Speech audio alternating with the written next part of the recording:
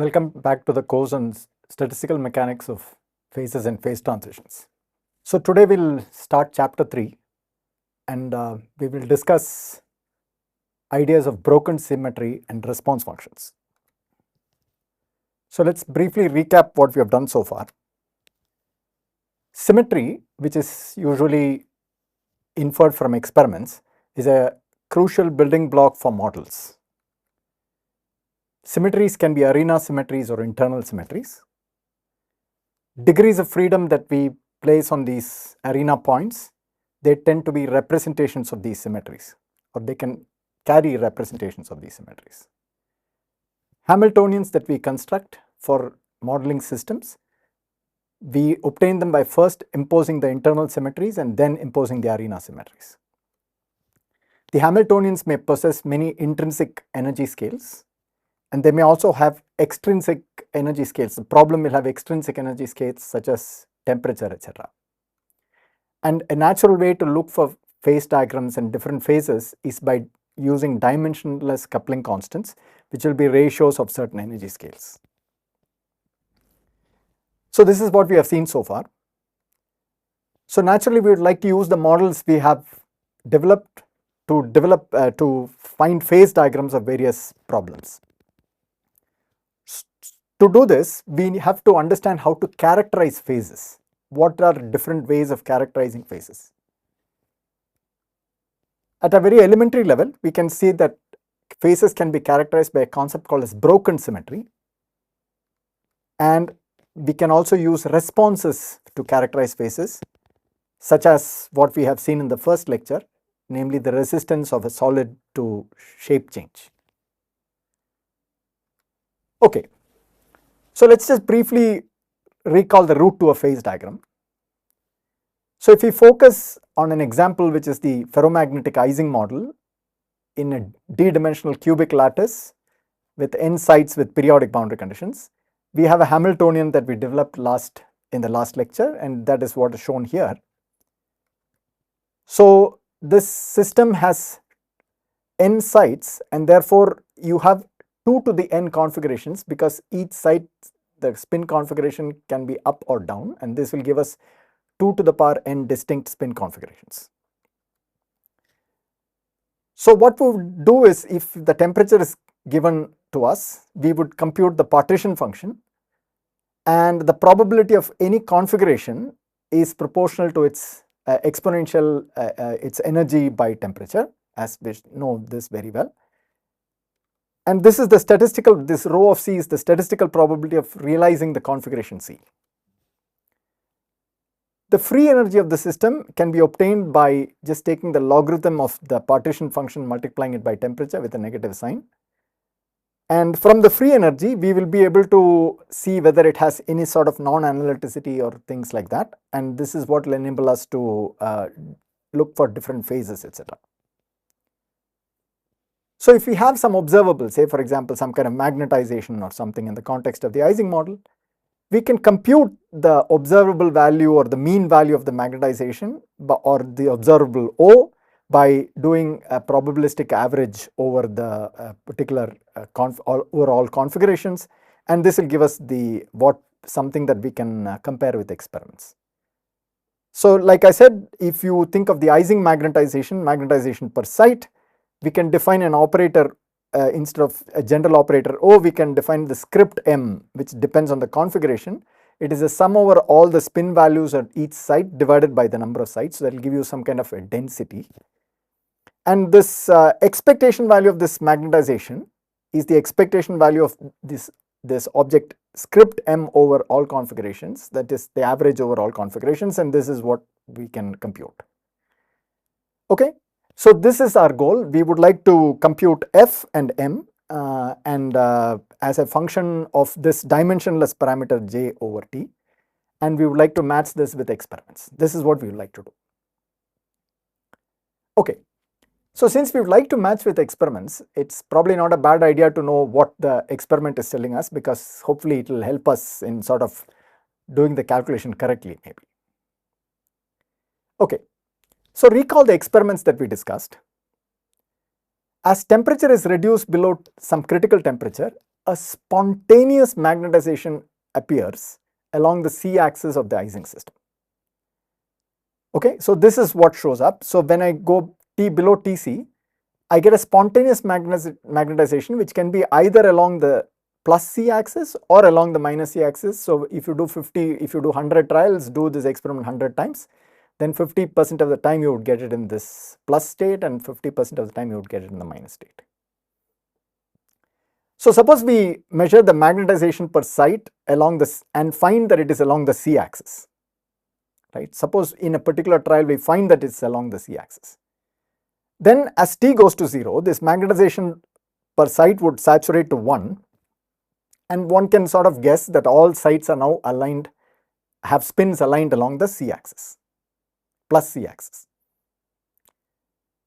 So what would you say? You would say that the fully polarized state, that is all spins polarized up, that is what I call the C up state with this double arrow up pointing up, is the state with all spins pointing in the plus 1 or plus C direction.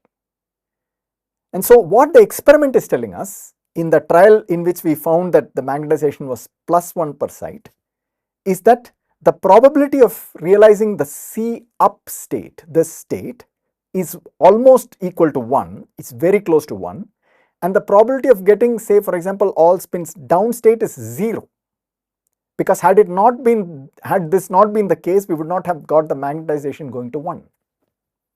So this is the experimental reality. This is what the experiment is telling us. Okay, and C down is the state, of course, what we have just seen. It is this state with all spins down. And like I pointed out, this is what is inferred from the experiments. So this is a bit surprising, right? Because C down is flip related to C up. Now I must warn you that this F here is the flip operator that we discussed in the couple of lectures back. This symbol F is also used for the free energy. Please don't get confused by this. This F is the flip operator which acts on the state C up to give me the state C down, or the configuration C up to C, take me to C down. But remember, what we expect from theory is that the probability of a state with C up must be equal to the probability of state with C down, because by symmetry, C up and C down have same energy. But this is an alarming disagreement with experiment, and we are a bit terrified now whether we are on the right track or not. But all is not lost, because if you look above Tc, you see that m is equal to 0, and the experiment itself suggests that the probability of the flipped state of any state is equal to the probability of the state itself. So this is what we would expect from our theory, but somehow this is not holding up when T is less than Tc. So moral from experiments is that rho C of the Ising model breaks the Z2 symmetry in the magnetic phase. That means when you go below Tc, the probability density is not respecting the symmetry. So we say that the symmetry is broken. Whereas in the paramagnetic phase above Tc, it seems to retain the Ising symmetry. So what is the lesson the experiment is teaching us? Experiment is teaching us that you can think of the magnetized phase as a state which has broken symmetry spontaneously. What do we mean by spontaneously? It means that we have not applied any external magnetic field. It has generated the magnetization by itself. And such a phase, for example, where it has gone to plus 1, can be thought of as a state with a density, with the probability density given in this fashion, and that probability density is not respecting the symmetry because the probability does not seem to be flip invariant. The Hamiltonian is flip invariant, but the probability that the system is realizing is not flip invariant. So this seems to be a big puzzle. So this is somewhat of a headache for us. So what do we do? Okay.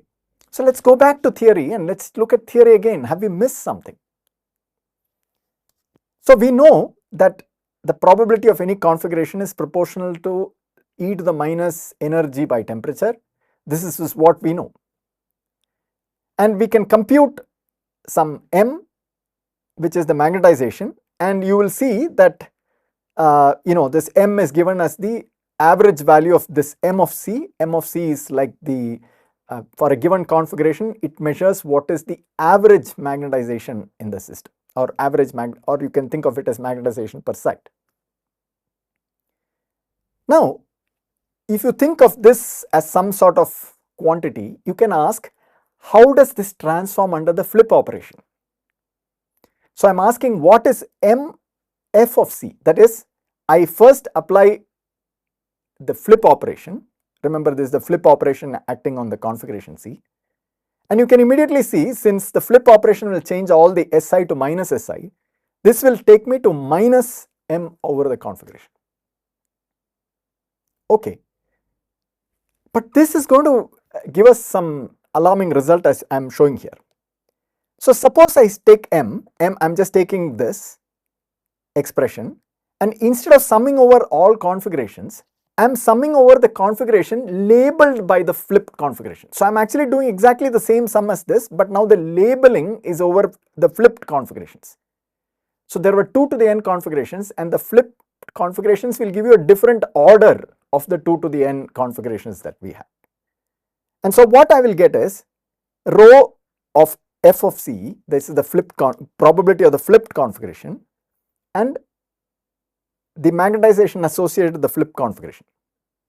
But based on the symmetry that we had discussed, the probability of the configuration and the probability of the flipped configuration by our naive way of thinking would be the same. So, rho of c would be same as rho of f of c, and m of f of c, as I just showed you here, is negative m of f of c, m of c. So, this is coming from this expression. But you see, I am running over all configurations, so I can this just simply relabeling configuration. So, I can just replace this here in this fashion. So, I get this very nice expression that m is equal to minus m, which has a nice solution, which is that m is 0. But this is terrifying because I am always finding that m is 0. So, this naive way of imagining that the probability distribution has to be symmetric with respect to this the probability distribution has to be invariant with respect to the flip symmetry seems to be running into a problem, because that will always give me a state whose magnetization will be 0.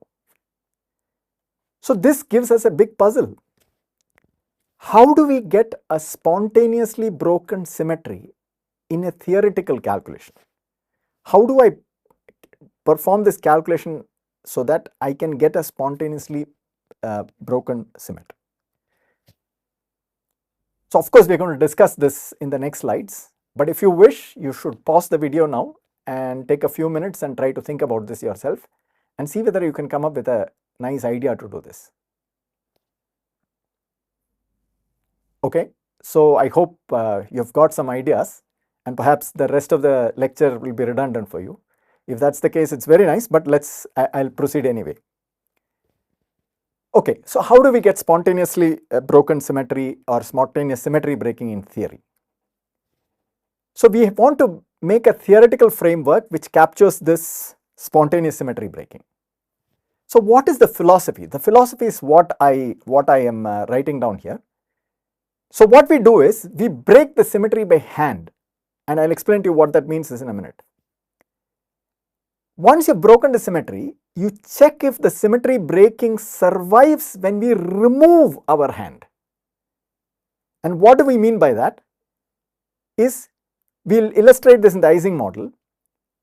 We add a term in the Hamiltonian which explicitly breaks the symmetry, and this is done by a device called as the symmetry breaking field.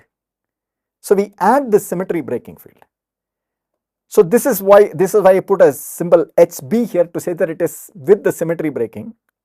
So, what I do is I take the energy of a configuration now is the original energy of the Ising model energy, and now I am adding this extra field which is a symmetry breaking field, which couples to the magnetization per site and n is, this is just a term to keep dimensions correct, to keep the extensive energy correctly. Okay. So if I write all this out, you will see that this is just the Ising term, which is what I have written here, and this will be HB, the symmetry breaking field, times this, the sum over all spin at each side. So you see, now you can see that this Hamiltonian does not have the flip symmetry. In fact, when I do a flip transformation, this term will remain invariant, but this term will pick up a minus sign. Therefore, you will not have the Z2 symmetry. And so the Z2 symmetry is explicitly broken here. Okay, now comes the central idea of imposing the symmetry breaking field. Of course, we want to generate this magnetization spontaneously, so we should not be having any field. Remember, spontaneous magnetization was generated without any external field. So here is the point. What we do is we keep the symmetry breaking field on, and we compute the density probability distribution, probability density over the space of configuration space. First, take the thermodynamic limit. So I am running the number of sites to infinity, and then I am setting the symmetry breaking field to go to 0. Okay. So for any given system size, this is the expression for the probability density of any, the probability of realizing any configuration. This is the standard StatMech result, and the partition function is, instead of having just a pure Ising case, you put the Hamiltonian corresponding to the system with the symmetry breaking field. The important thing is, first take the thermodynamic limit, run the system to infinite system size, take infinite, run the box size to infinity, get the limit of that, and then take the symmetry breaking field to 0. Okay. Now the claim, which I will roughly prove in the few slides following, is that when t is less than Tc, this object will not be flip invariant. Okay. So rho infinity of the flip configuration will not be equal to rho infinity of C, and this produces a spontaneously broken symmetry in our system, and I will demonstrate this to you in a few slides. Okay, so this is the idea. Let's discuss this a little bit more. So spontaneously symmetry breaking can be obtained by first taking the thermodynamic limit, following by turning off the symmetry breaking field HB. I want to emphasize a very important point here. If you do the reverse, namely you first turn off the symmetry breaking field and then let H go to infinity, the system size go to infinity, then you will not have any symmetry breaking in your system. In fact, this is what we encountered in a couple of slides back, where we showed that, you know, the probability of configuration and the probability of the flipped configurations were turning out to be same.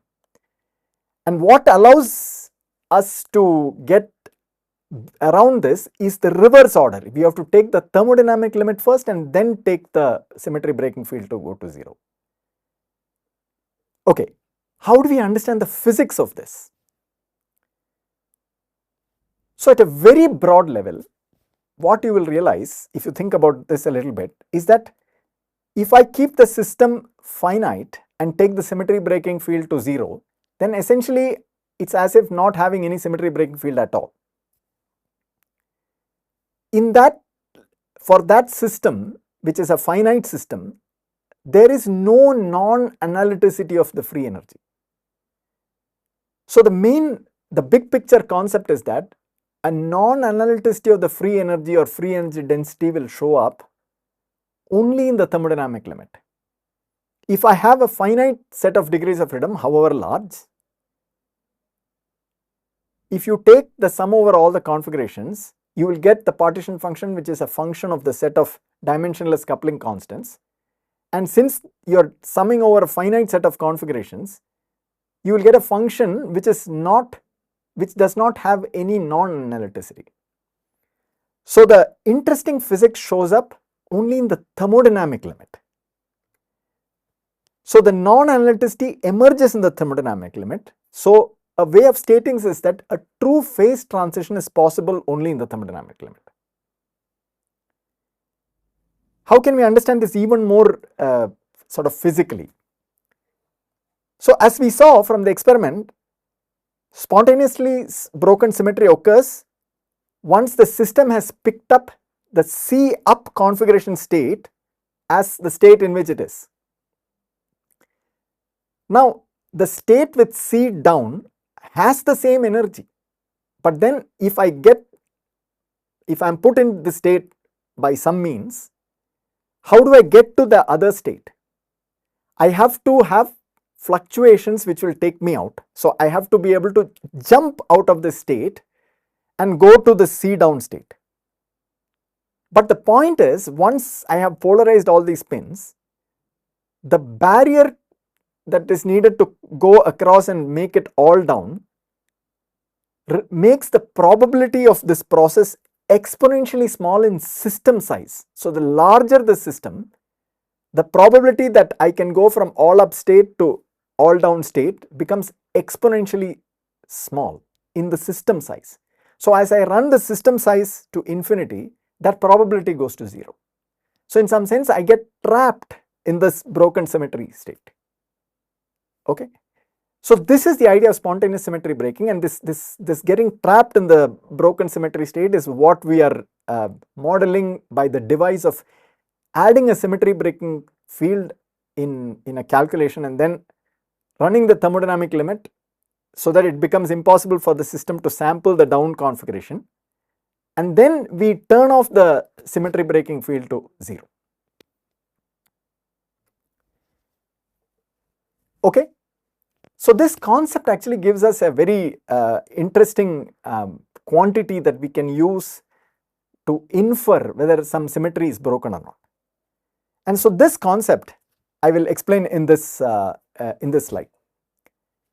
So recall that I have discussed everything using the Ising model, but we can discuss it in a much more general context. Suppose I have a system, and if G is a symmetry operation, then I can model a G broken state, that means a state which breaks the G symmetry, by adding some kind of symmetry breaking field HB via a density like quantity which I will call as mg of C. So there is some quantity which you can construct from the set of degrees of freedom, and the important thing is that that quantity transforms non-trivially under the symmetry. So for example, mg of the transformed configuration will be not same as mg of the original configuration.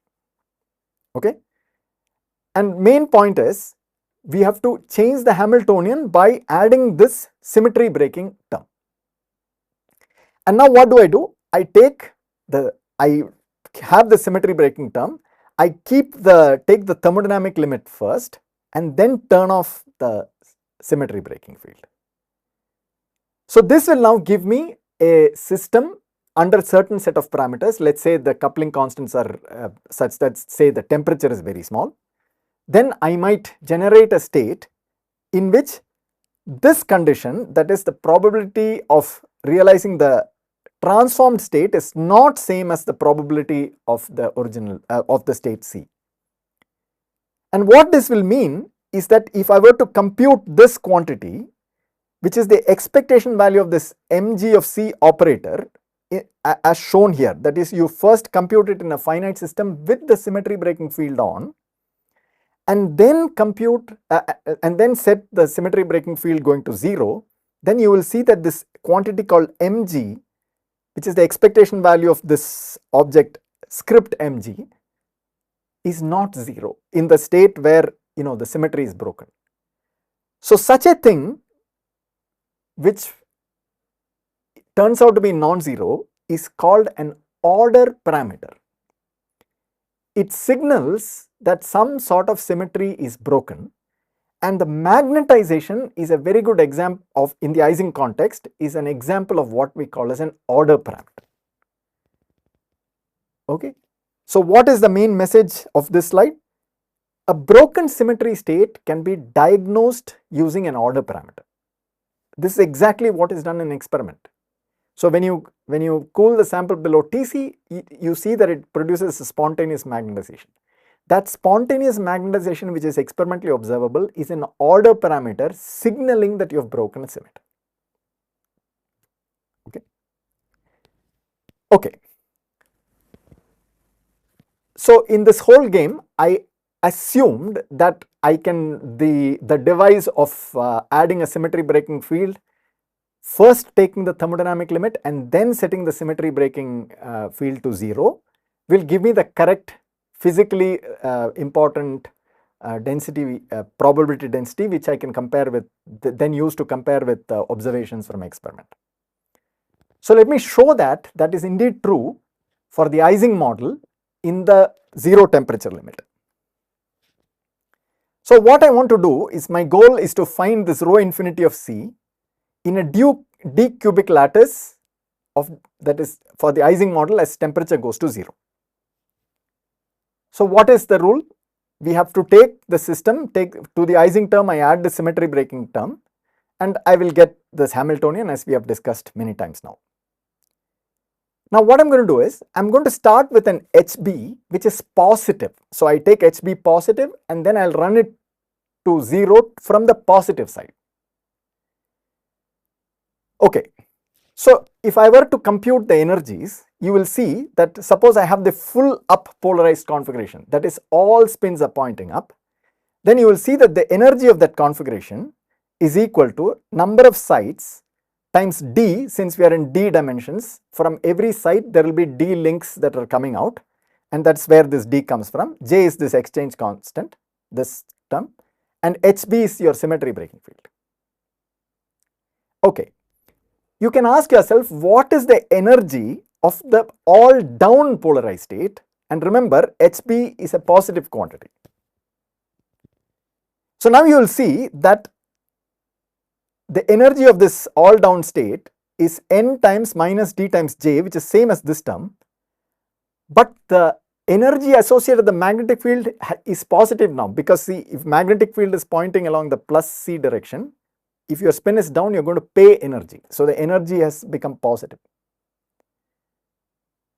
Therefore, the C down energy state, the C down state where everything is pointing down, has an excess energy over the ground, over the all fully polarized up polarized state by an amount which is proportional to the system size.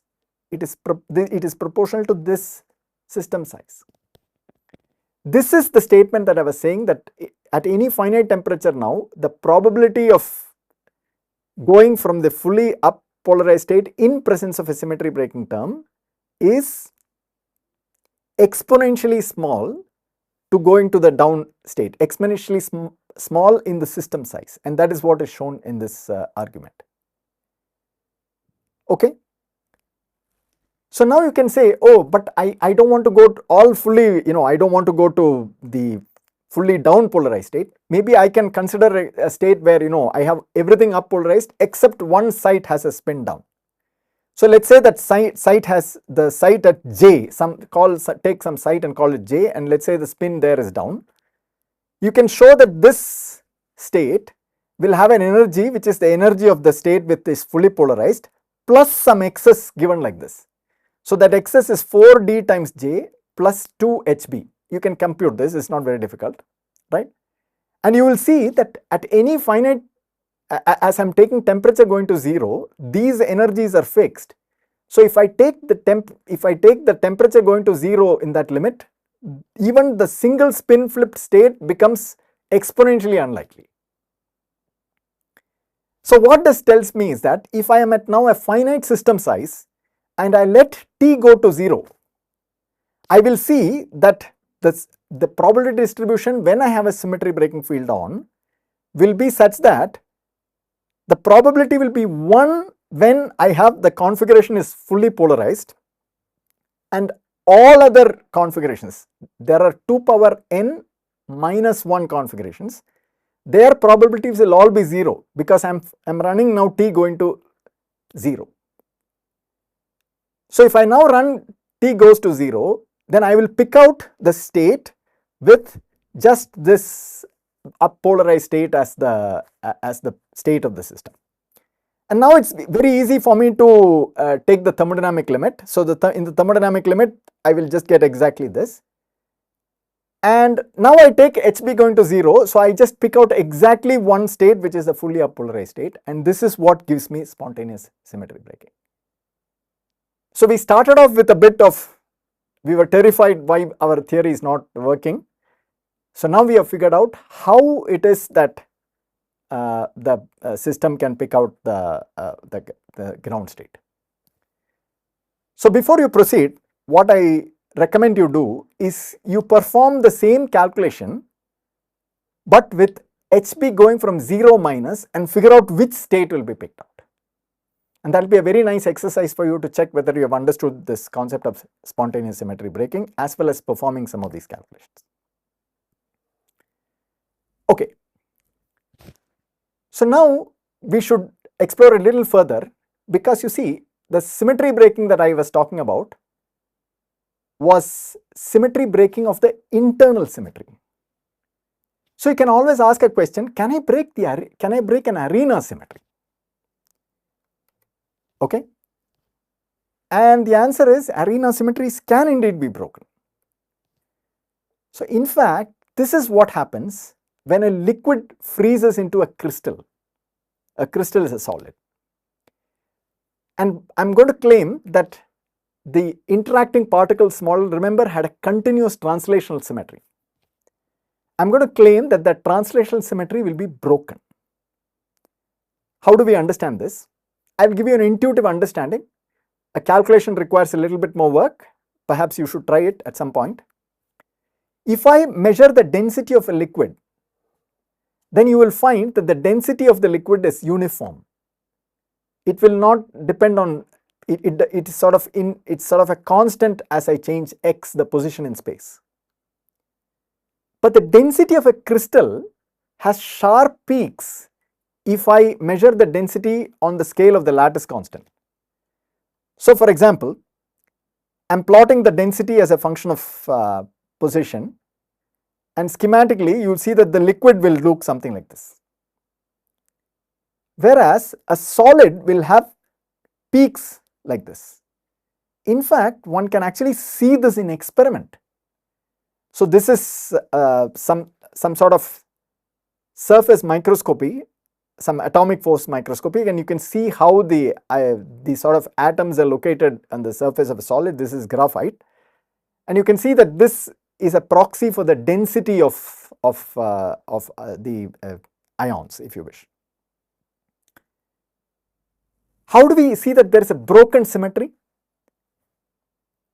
So if you have frozen ice, if you have taken water and frozen it to ice in your freezer, you will see that if you do this carefully, every time you freeze, you first freeze, you look at the crystal, you will see certain kind of crystal, then you sort of heat it up, bring it back to water and freeze it back again, you get a different kind of crystal.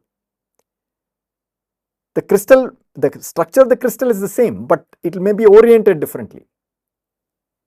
So this is very similar to what happens in the Ising magnet. So 50% of times you will get up magnetization, 50% of times you will get down magnetization.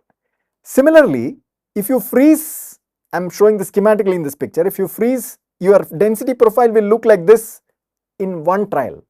In another trial, you will get a density profile which has the same like lattice spacing. No, this distance between the peak is like the difference between the distance of between two atoms. So you will see that this will be same, but it will be shifted in space because it would orient differently and so on. So you will break symmetry spontaneously, but you will break it differently each time. Okay. On the other hand, now you can think of the condensation transition, right? If you take the condensation transition where you condense gas to liquid, you will not see this phenomena. There is no symmetry breaking there. What happens is, if you take like let's say some sealed tube of some water vapor and you cool it below the condensation temperature, you will get a water with some meniscus will form, and then you heat it back, it will go back to, it will be a gas in the container, and then you cool it back, you will get the same, the water will form the same meniscus, and you cannot tell, you will not be able to tell difference between different trials of this experiment. So there is no broken symmetry there. But there is a broken symmetry, the translational symmetry breaking, when you freeze a liquid. Okay. So here's an interesting question for you to think about. What is an order parameter that will characterize this, this transition? Okay, so I invite you to think about this. Okay. So it will be a very good thing for us to look at examples of spontaneously broken symmetry in variety of systems. So we have already seen the Ising model. So the Ising model has easy axis, so it will be either pointing up or down the spins, and you will get a discrete symmetry breaking. You can have what are called Heisenberg magnets, and if you recall the kind of continuous models symmetry, internal symmetries, we had this ON symmetries. So this is what is called as a magnet with O3 symmetry. You will see that you can break those symmetries, those are internal symmetries. You can break arena symmetries, you can break translation and rotation. This is what happens in a crystal. And there are other very interesting examples. So for example, you can break arena symmetry of only rotation. So for example, in this sort of liquid crystals, you can have molecules which are like rice grains, and they can have a phase in which they all orient in some way, but their center of masses are completely random, they are fluctuating around, they are not ordered, the center of mass is not ordered. So there is no translational symmetry breaking, but there is rotational symmetry breaking, and this is called as a nematic state. Okay, there are even more very rich examples of spontaneous symmetry breaking, and that is given by these cuprate high temperature superconductors. So if you look at this phase diagram, you see that there is something called as an antiferromagnet, there is something called as a charge density wave here, there is something called a superconductor, there is a variety of phases here.